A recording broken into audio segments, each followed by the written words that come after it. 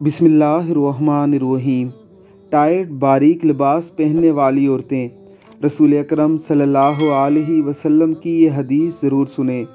हुज़ूर नबी अकरम सल्लल्लाहु अलैहि वसल्लम ने जहन्नमी गिरोह का जिक्र करते हुए फरमाया कि वो औरतें जहन्नमी हैं जो लिबास पहने हुए भी नंगी होंगी, दूसरों को गुनाह पर माइल करने वाली, खुद गुनाह पर माइल होने वाली होंगी।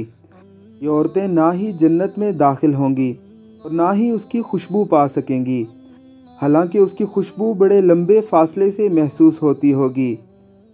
आज हमारे इर्द गिर्द मौजूद हमारी बहनें बेटियां इस मुबारक हदीस का मिस्दाक बनी हुई नज़र आती हैं।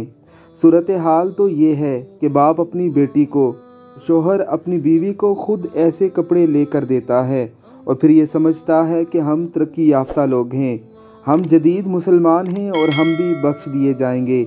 अल्लाह रब्बुल इज़्ज़त की ज़ात हमें समझने की तौफीक अता फ़रमाए। आमीन सुम आमीन।